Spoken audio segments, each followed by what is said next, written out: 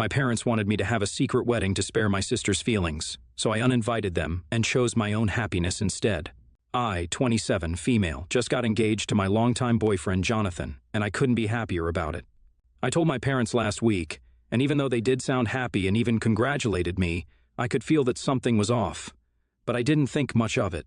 Yesterday, they called to tell me that they would only be able to attend for an hour at most, and on top of that, insisted that I get married in secret and hide the fact that I'm getting married from everyone. I couldn't even believe what they were asking me to do until they mentioned the reason.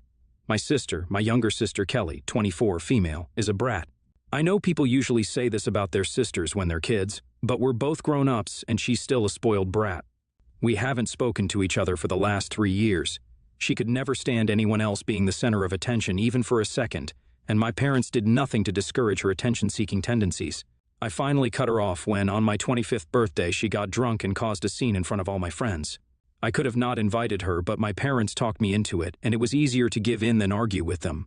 She screamed in my face about how I was a loser and always will be and will never compare to her in front of all my friends, and would have even thrown her drink in my face, but my friends managed to stop her somehow.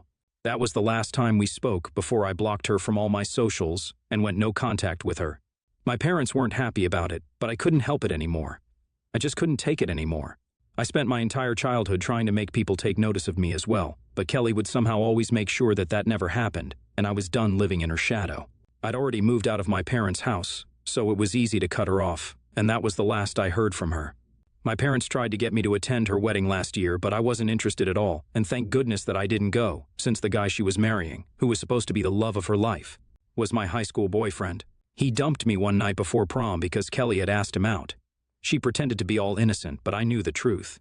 I cried for hours over that.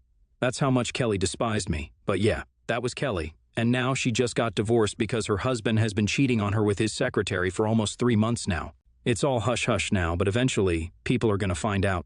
She had an extravagant wedding, which my parents paid for, by the way, something they're definitely not going to do for me. Now my parents want me to keep my wedding low-key, since they don't want my sister's peace to be disturbed at such a difficult time in her life. My dad even refused to walk me down the aisle since he wanted to be there for Kelly and suggested I postpone the wedding. I couldn't even believe what they were asking of me, and I still can't. They just kept going on and on about how I should keep my wedding a secret for Kelly's sake and try not to make a big deal out of it to not hurt her. I was speechless, so I just hung up without saying a word. Honestly, I didn't even have anything to say to them. I guess I should have known that when it came down to it, my parents were always going to pick Kelly over me. I just found it a little difficult to believe that my parents are refusing to be there for me on what's supposed to be the happiest day of my life. It has been a few days since I talked to my parents, and they've been texting and calling me non-stop to try and get me to stop sending out the wedding invitations to our relatives, because then my sister would certainly find out about my wedding. And they didn't want her to feel hurt. I finally broke down, and I called them back to let them know that they weren't invited to my wedding either. I told them that I was done being the second choice for them, always, and that I no longer want them to be involved in my life anymore. Needless to say, they didn't take this kindly, and my mom began to list all the things that they'd done for me to remind me that I owe them so much. So I reminded her that they'd done the bare minimum for me while going above and beyond for Kelly every time. They never cared and never will care about me as much as Kelly. And I finally get that now. I told them that no matter what, I'll still be sending out the invites to all our relatives in a few days. And there's nothing they can say or do to stop me. The argument got insanely heated from that point onwards, and my parents went on to say the worst things about me and how they were right to support Kelly since I was a waste of time and money. And they should have kicked me out in high school itself when I tried to steal Kelly's boyfriend. Yeah, that's the story that Kelly told them. They told me that they'll make sure that people know what an awful person I am and how I'm trying to rub my wedding in my sister's face. Basically, they assured me that they're going to make sure that nobody attends my wedding if that's what it takes. Did I go too far? AITA for uninviting them? Their reaction was horrible, but they are my parents. Update 1. It's been a few days since I spoke to my parents. Then, this morning, I found a text from Kelly asking to meet me. Obviously, I'm very suspicious about what this means since we haven't spoken for 3 days now, and this is a really weird time for her to text. I texted her back saying I was really busy and couldn't meet her and that whatever she needed to say could be said to me through text, but she's not ready to do that and is insisting that we meet. So now I'm really confused. Update 2. Okay, so I did meet her. I know most people advised me not to, but I just couldn't, and I'm kinda glad that I went to meet her. She's changed a lot, like really. She started off by apologizing to me, and I knew for a fact that she meant it because I could see tears in her eyes. She said that she was really and truly sorry for everything that she'd done to me so far, and that she wished she could take all of it back. It was kind of weird since I'd never expected that I would ever hear any of this from Kelly of all people. And on top of that, I also learned a lot about my parents. Apparently, they were the ones who had drilled it into my sister's head that she would always have to try and outshine me in every possible way if she wanted to be their favorite. She said that this was in no way an excuse for what she'd done but just an explanation, and truly, that did explain a lot of things. Like, it was my parents who told her that the boy I was dating was too good to be with someone like me, and he deserved someone better, like her, which is why she went after him in the first place. I was shattered to learn that I'd been blaming my sister for everything that had gone wrong between me and my parents, but it was actually the other way around. It was my parents who had ruined not only my self-esteem as a kid, but also ruined what could have been a healthy relationship between my sister and me. Both of us ended up crying at the cafe, and it was a little embarrassing but totally worth it. We ended up hugging it out, and what's more is that now she's a bridesmaid too. She was super grateful since that would really help her take her mind off the divorce and everything else. Boy, I can't wait to find out how my parents react to this. Update 3. Okay, last update here. I'm a married woman now. I know this update has been long overdue, but I've just been so caught up with the wedding that I couldn't find the time to post. The wedding was everything that Jonathan and I ever dreamed about, and I couldn't have been happier. And no, my parents didn't attend, but they did try to sabotage it by telling all my relatives about what an awful person I was, and how this marriage was just a sham to put my sister down. But thankfully, I didn't even have to say anything in my defense since this time Kelly herself cleared everything up. She wrote a long post and put it up on social media for all our relatives to see, where she talked about how it was our parents who were responsible for always pitting us against one another and creating this horrible rivalry between us.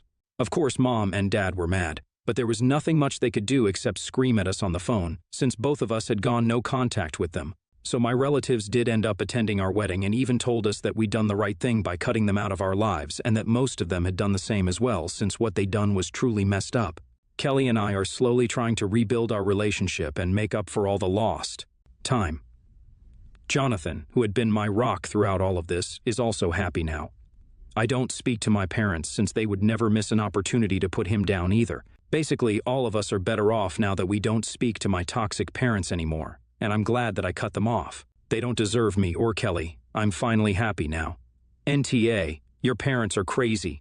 I can't believe someone would put their own daughters through something like this. I mean, seriously, this was so messed up. I feel bad for you as well as your sister. Your parents truly are the worst. Good for you that you went no contact, OP. You guys deserve better. And best wishes for you and Jonathan. Gosh, that was something. I remember one of my friend's parents was also constantly pitting her and her brother against each other. Even they ended up cutting the parents out of their lives. This should teach all such messed up people a lesson. You simply do not make your children compete. They're the NTA. I hope you and Kelly are happy now, OP. You guys should also try therapy to undo God knows how many years of trauma. And best of luck to you and Jonathan as well. Sending lots of love.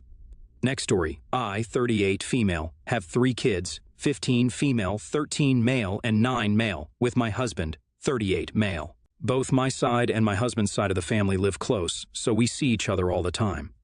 On my side of the family, we get together every Friday at either my house or one of my siblings' houses for pizza.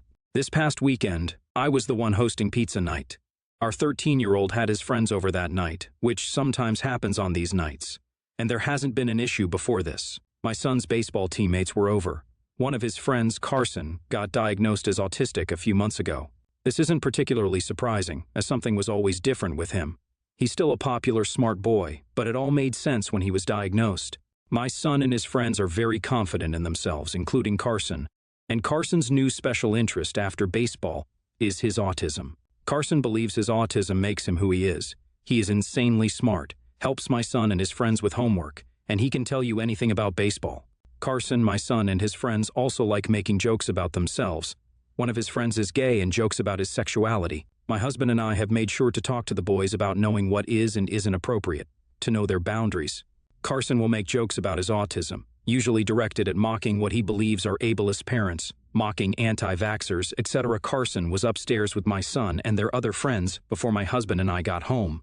We had the family come over after schoolwork, and when pizza was ready, everyone came to the kitchen and dining room. Carson had a shirt on that said, "I love someone with autism." Allism is apparently a word. Autistic's use for people who aren't autistic. We all sat down, and my sister made a comment about the shirt. My sister and her husband have a severely autistic son. He's 15 and can't do much on his own. My sister asked what the shirt meant and said it wasn't funny. It started escalating there, with my son and his friends getting rowdy. Carson then said something about not being a burden, to which my sister said, "For some of my friends, their children's autism are burdens. Their children are burdens." At that point, I screamed at everyone to shut up and told my sister and her husband to leave. Since then, tensions have been pretty high, and we don't even know if there will be a pizza night next week.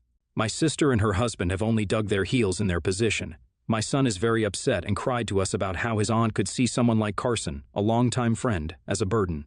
Most of my family is siding with my sister, saying that children should respect their elders, and said Carson is full of himself. My son is still very hurt by those comments, and I feel like he has a right to be and haven't apologized to my sister. AITA? NTA. Your sister got into a shouting match with a 13-year-old about a snarky shirt. She has a severely autistic child and doesn't know what allistic means. To me, it sounds like she's got a morality complex about raising such a burden, and Carson directly challenged it. It's exactly what the shirt was meant to do, and she got hooked. She's ableist and deserved to be called out. Edit. Okay. Allistic is less common than I thought, but the rest stands. NTA, and thank you for standing up for us. My parents scapegoated me because I was so difficult a baby, and turns out I am autistic. Your sister sees her kid as a burden just like my parents, and tried to project that feeling onto Carson. I'm glad you put your foot down with her. Thank you. NTA. Your grown-ass sister picked a fight with a 13-year-old boy, and she doesn't even have a good argument. He has autism, and he's allowed to express his feelings around it. If she has such an issue hearing others' opinions on this, then she needs a good therapist to vent to. What she doesn't need to do is attack a 13-year-old who has newly been diagnosed and who is navigating what that means to him. FFS. Next story for context. My son Elijah is 23 and lives at home, partially due to a physical disability. He's currently taking classes online to earn a business degree. He has been with his current and first-time girlfriend, Tanya, 24, female, for 2 years. Tanya is also in college and goes to a local brick-and-mortar, as I understand. A few months ago, Tanya gave my son a brand new Xbox Series X, which was a bit odd to me. It's important to note, as Tanya's birthday approached, I gave Eli $200 to put towards a decent gift for her since she randomly gave him something expensive. Fast forward a few weeks, and Tanya abruptly stopped coming over. They are adults, so neither my wife nor myself pried as to why. Eventually, Tanya calls my wife to explain that Eli is refusing to return her Xbox. She was a bit confused. Tanya said they didn't break up but had a fight before she asked for the Xbox back. She also claimed it was never a gift. We spoke to Eli. He assured us it was absolutely a gift, as it was even wrapped. I felt they needed to figure things out on their own. Last weekend, Tanya came over and approached me in our garage. My son and wife weren't home at the time. She had explained everything and then handed me her phone to read their text history. To summarize, one of Tanya's 3 roommates stole from her. 2 days later, the Xbox she had purchased was delivered. Fearing it would get stolen, she asked my son to hold on to it for safekeeping until she found a new place to live. As a direct quote, "I haven't even opened it yet. Just sucks I'm living with a thief. When I come over, let's set it up so at least you can use it." He acknowledged everything she had said, aside from the entire Xbox ordeal. The more I read, the more livid I became. The things my son said to her, speaking to her in such an extremely condescending manner. I was mortified. This is not the son I raised. I took her into his room and packed up the Xbox. I was in shock to learn about this side of my son I never knew existed. I was asking questions and learned the fight started after he forgot her birthday. Days later, she was very hurt and confronted him. In return, he tossed her a wrinkled-up shirt that had a $10 price tag on it. She did so much for his birthday, helped his mom decorate, and threw him a party. They arrived home a few hours after she left. He just stepped over the threshold and I went off on him. It's not like I can discipline him anymore, but I damn sure wanted him to feel shame and guilt for his appalling behavior. He kept saying that I didn't understand, she's only telling her side. When I informed him the Xbox was gone, he completely threw a 5-year-old tantrum. He called me and said I had no business getting involved in his personal relationship. His mother agreed with him and asked what happened to them figuring things out on their own. Legally, she could have just gotten the law involved. 3 days later, he put a keyed lock on his door. Ayata? NTA, you did the right thing. Your son attempted to steal from his girlfriend while living under your roof. He is in no place to call you names or throw a tantrum. She was rightfully upset. Your son is in the wrong. Your wife is enabling his behavior, which is something you two should communicate with each other about. ETA, if there are adults who can figure it out on their own, then they should act like it. Your son is acting like a kid. Perhaps he should be treated like one in this scenario. If he can't act like an adult at the age of 23, it may be necessary for you to get involved, so he can take some accountability for his actions before it turns into a lawsuit. NTA. You had stayed out of it until Tanya came over and talked to you directly. On top of it, she showed you the text exchanges between her and your son. I would tell him to remove the lock from his door. If he doesn't pay rent, then that room is still yours. Next story, throwaway. I, 22, male, work at a sandwich shop. My CO worker, Chris, 27, male, started working there a few months ago after he was laid off from his last job. It really has sucked for him. He loved that job, and after losing it, he had to delay his wedding and move back in with his dad. When we hired him, my boss at the time made it clear that he was going to try and promote him first due to the situation, and Chris got his promotion. Has been working as a shift supervisor for a few months while he looks for a new role. I get Chris is really bummed about the whole situation. It's very frustrating, but he has a temper. When something gets him off, he tends to blow up a little. Usually it's pretty private, but I've heard him get really short with other people we work with. Last week I was closing up shop with him, and a woman came in about 10 minutes before closing. Chris was taking her order, and I heard him start ripping into her. She walked out looking like she was about to cry, and Chris was sneering. I asked him what that was all about, and then he started yelling at me about how he's the manager and I don't get to tell him what to do. I stepped back to the office, and I got to work doing some cleaning when I felt a hand on my shoulder and turned me around. He got in my face and said, "You should understand me, I'm serious. Don't ever tell me how to do my job." I told him firmly that he needed to get his hands off of me or I would call the cops, and immediately he softened up, and the whole rest of our shift he was apologizing, and we were talking. He really seemed sincere, but the fact that he put his hand on me crossed the line. As soon as I left, I called our general manager and told him what happened. Over the next few days, I noticed Chris was not on the schedule. Yesterday morning, I came in to find out they came very close to firing Chris altogether, but ended up just demoting him to part-time. While what he did wasn't really excusable, I sort of feel like a jerk because of his situation and the fact that he apologized to me. Even so, I wanted to feel safe at work, and when he put his hand on me and got in my face, I didn't. Did I go too far? NTA. To be fair, yelling at a customer to the point she starts crying for seemingly no reason. Honestly, what could she have said to warrant that is enough to cut back the hours. Him touching you just put it over the top. I am sure they reviewed the tape or spoke to him before they made their decision. It's not your fault, and if he wants to keep a job, he has to be nicer. NTA. He abused a customer and then committed an assault on you. He's not mature or stable enough for any type of management or supervisory position, and frankly, your boss should have fired him. He's a major risk. He needs to grow up and get his anger issues under control. Frankly, you should have called the cops on him, but I understand why you didn't. He's reaping the consequences of his own actions, so don't let anyone guilt you, especially not him. Row 1. Before he became a manager, he and I actually got along really well. I'd never seen him like this until he got promoted. It seems to me like the power kind of went to his head.